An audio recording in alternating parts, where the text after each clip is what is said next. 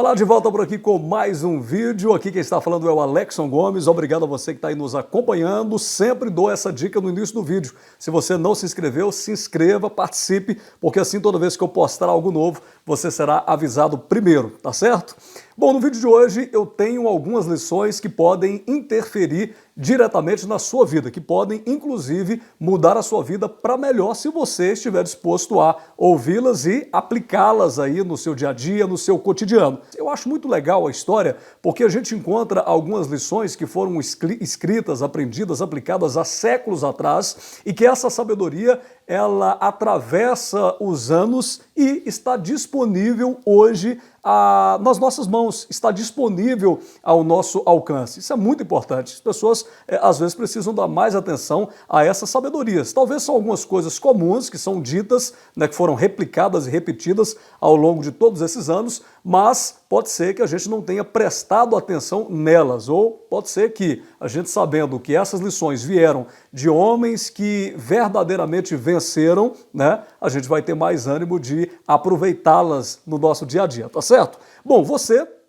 certamente, quando ouve alguém falar sobre os imperadores romanos, você já lembra logo daqueles sanguinários, assassinos, aqueles que deixaram um rastro de crueldade por onde passaram, como é o caso de Nero, Calígula. Aqui nos vídeos do meu canal no YouTube, muitas vezes eu já citei esses homens. Então, quando a gente fala em imperadores de Roma, nos vem já aquele pensamento ou aquela imagem desses homens autoritários que se encarnavam, que se achavam a encarnação da divindade dos deuses e que faziam tudo sem pensar nos outros, pensando apenas em si mesmos e apenas no seu próprio crescimento enquanto poder.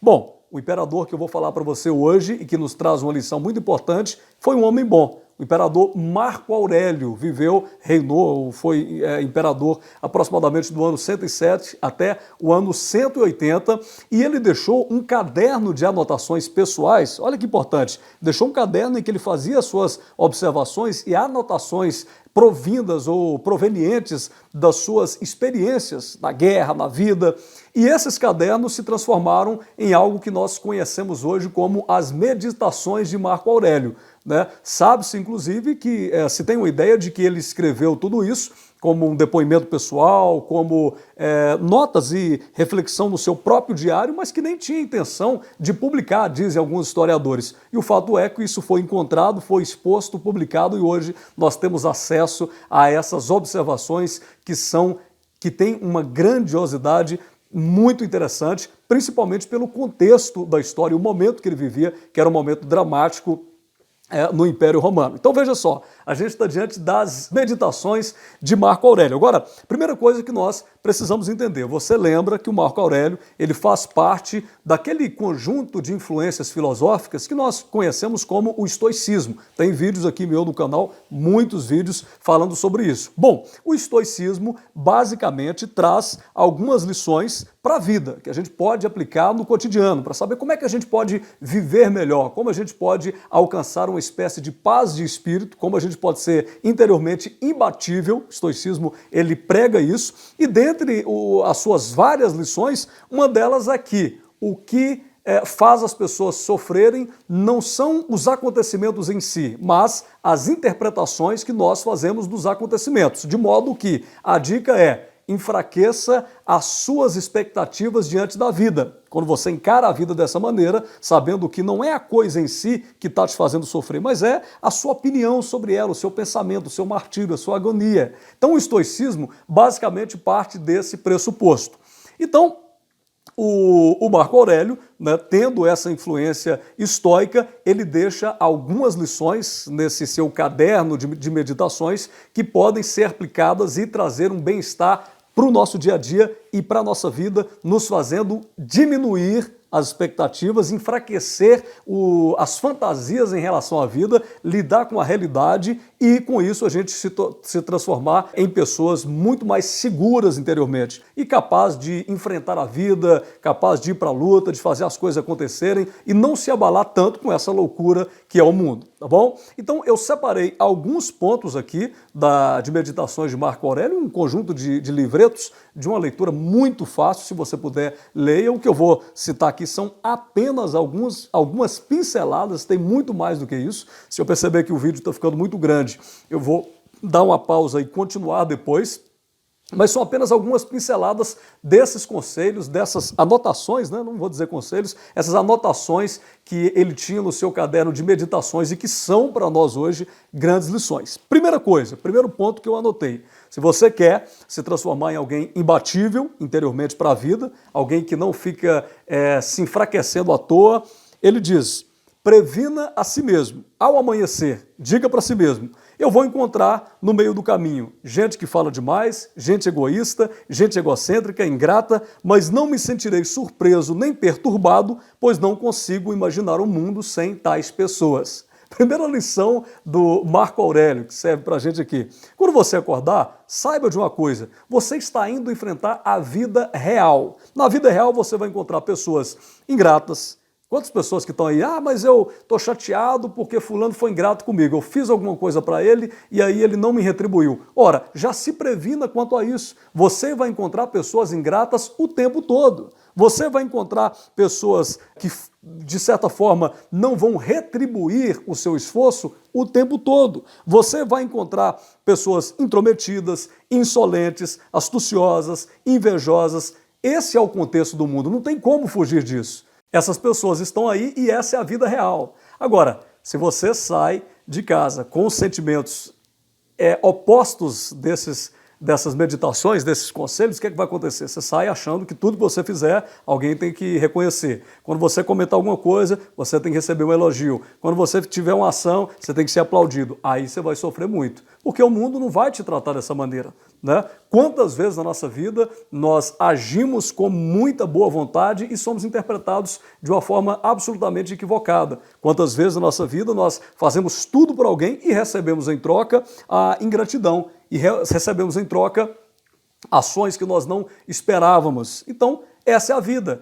Você vai sofrer muito menos se você se preparar para a vida tal como ela é. Então, primeiro conselho, previna-se ao amanhecer. Vou encontrar gente intrometida, mal agradecida, insolente, astuciosa, invejosa, ponto. Isso é o que me espera lá fora. Pode ser que durante o dia você encontre pessoas que sejam gratas, pronto, você está no lucro. Pode ser que alguém reconheça o que você fez e te aplauda, ótimo. Mas se isso não acontecer, você também não vai ficar infeliz, porque você não esperava nada além disso, tá certo? Uma outra dica que nós temos aqui em meditações. Ele diz o seguinte... finalizando a primeira parte ainda, ele até cita que a natureza humana sempre foi a natureza humana e provavelmente a natureza humana não mudará enquanto você viver. Você sempre vai encontrar oposição a tudo.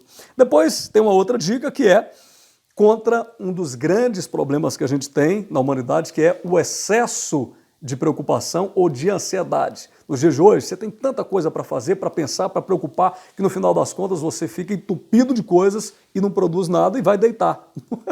Você não consegue produzir nada e acaba deitando, dormindo, né? Porque você fica cheio de ansiedade e come mal e dorme mal e, enfim, a sua vida acaba ficando muito ruim. Aí ele dá uma outra dica que é sempre foque em uma coisa de cada vez e acautele-se também contra um tipo de erro que é a tolice daqueles que esgotam seus dias em muitos afazeres, enquanto carecem de qualquer objetivo em que todo o seu esforço, ou melhor, todo o seu pensamento esteja focado.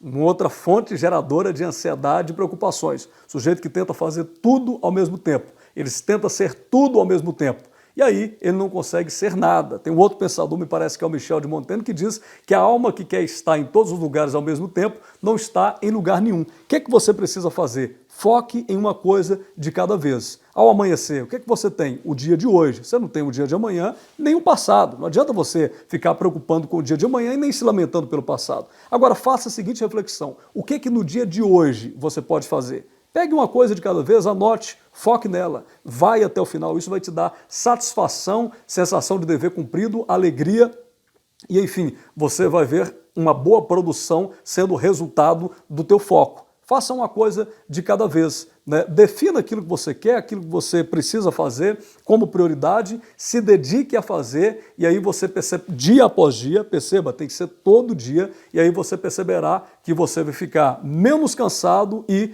com uma sensação, com bons resultados, né? Com uma sensação de que está sendo produtivo, porque você vai ter bons resultados. Então, uma outra dica é foque em uma coisa de cada vez, ok?